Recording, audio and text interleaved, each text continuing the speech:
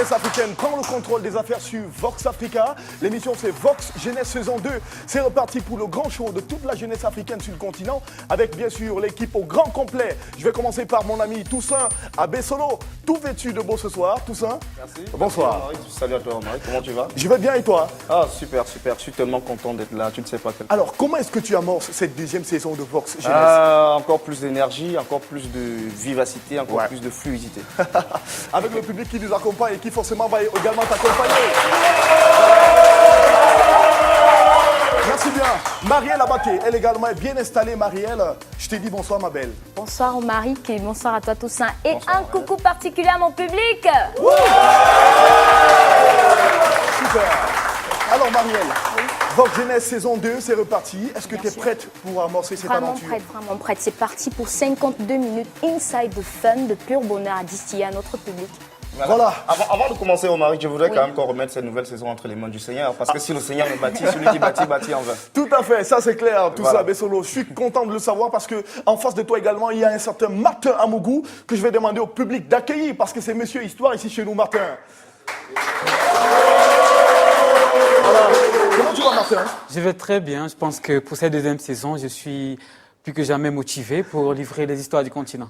D'accord, il ne change pas. Le garçon est revenu avec ses lunettes, comme la dernière émission qu'on a produite pour annoncer la deuxième saison. Mais tant mieux parce qu'il est en bonne santé. Et tout de suite, on va marquer justement un grand coup Toussaint, comme Vox Jeunesse le fait toutes les semaines, avec les artistes que nous avons reçus, que nous allons recevoir tout à l'heure. Il s'agit du groupe Tiseux. Ça vous dit, Toussaint? Oui, particularité, c'est un groupe international qui a fait ses marques. Voilà.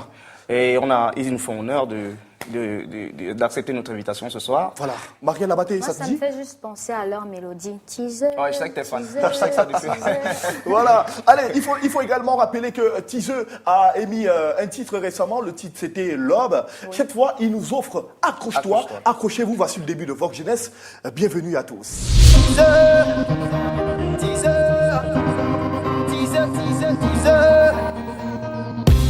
Accroche-toi à nous si tu veux sourire. Ceci n'est qu'un son mélange mélodie. Wayo wayo, ayo, Mawata Almadi. Wayo wayo, ayo, voilà voilà ceci. Accroche-toi à nous si tu veux sourire. Ceci n'est qu'un son mélange mélodie. Wayo wayo, ayo, Mawata Almadi. Wayo wayo, ayo, voilà voilà ceci. Me get chum, pelok ou rompe ping, que pas me get chum, que wambe bepu coque gaye bon, de chapam bon bon ropon be ou le li chum aye ropon ou liye bon pas me bon gaye li ping bon se nyap cher ou peu me ou l'ok te gaye voilà son teaser voilà son teaser voilà son teaser voilà son teaser voilà son teaser voilà son teaser feeling mon ami feeling my feeling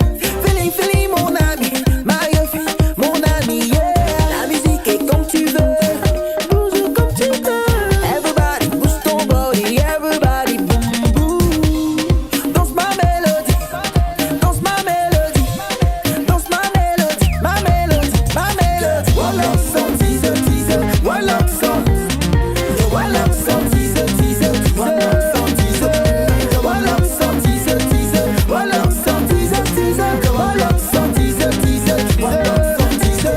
Voilà, de retour sur ce plateau, on va encore avec le public qui nous accompagne faire comme ça un grand show pour le groupe Tiseux, bien sûr, parce que il faut dire que c'est une effervescence incroyable tout ça, de savoir que ce groupe non seulement est africain et que dans toutes les sonorités musicales qu'ils nous proposent, ils parviennent à allier un très bon mélange culturel de l'Afrique et ça nous fait plaisir. D'ailleurs, on saura un peu plus avec eux tout à l'heure parce qu'ils sont dans les coulisses. Tout à fait. C'est la guest star de Vox Jeunesse. Tout à fait. Saison. Voilà, on peut les voir, hein, ils sont déjà en coulisses et en train d'arriver, d'accord. Ils vont être accueillis par Thierry François, c'est lui notre big manager ici, Marielle Abaté. Peut-être qu'ils pourront nous traduire en quelque sorte la langue vernaculaire qu'ils utilisent dans la plupart de leurs chansons. Oui, Ben ça c'est sûr, on va leur demander tout cela dans quelques instants parce qu'ils sont les guest stars de cette émission. Alors, pour entrer de plein pied avec toi Martin Amougou, aujourd'hui, petite originalité, on a constaté que dans le titre de Teaseux tout à l'heure, ils ont des sonorités qui rythment avec le tam-tam. Et justement, le tam-tam, nous en parlons ici ce soir. Il s'agit de quoi effectivement le tam-tam?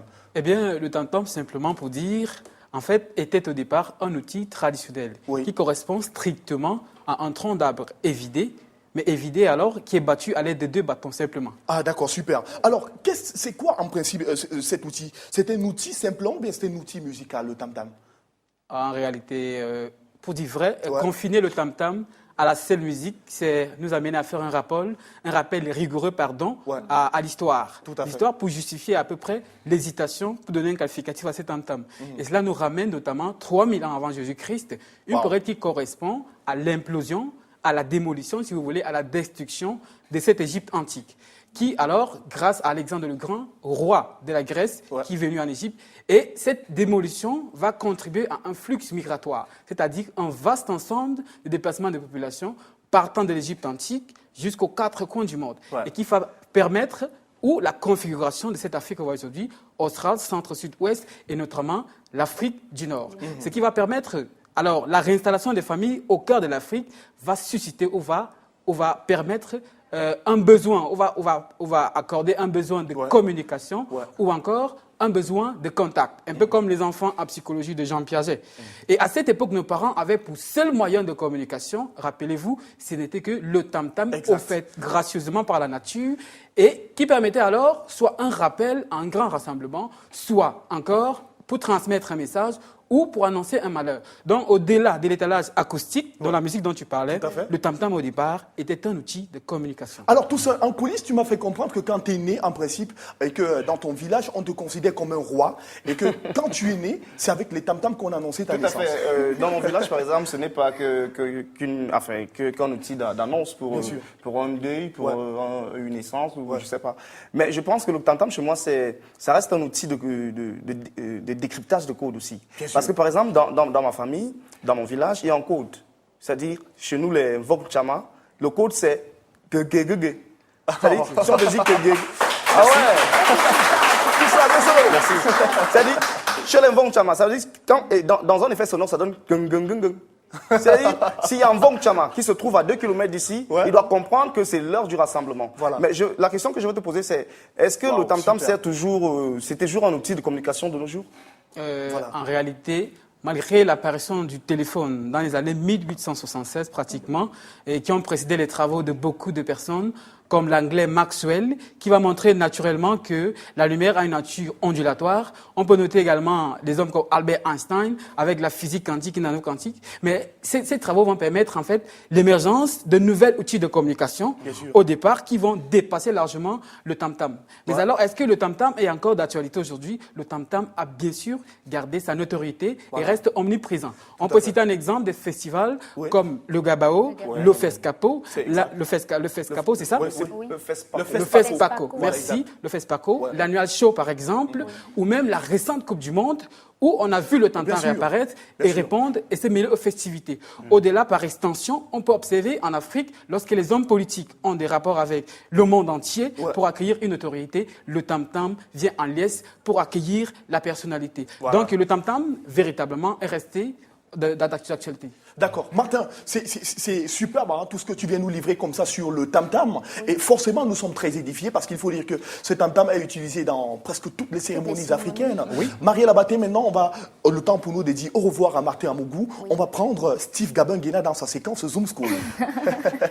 Steve Gabin-Guéna qui va nous retracer comme ça la journée du 5 octobre 2014 qui a marqué bien sûr la fête des enseignants, si on peut dire ainsi. Les enseignants puissent se réunir, chacun dans son établissement, pour mettre sur la table tout ce qu'ils ont déjà eu pour cette phase de premier trimestre comme difficulté et même envisager une feuille de route pour la suite. Voilà, tout ça, Bessolo, il t'arrive de donner des cours aux enfants des 6e, 5e, 4e. Surtout des premières et des terminales. Voilà, super mon cher.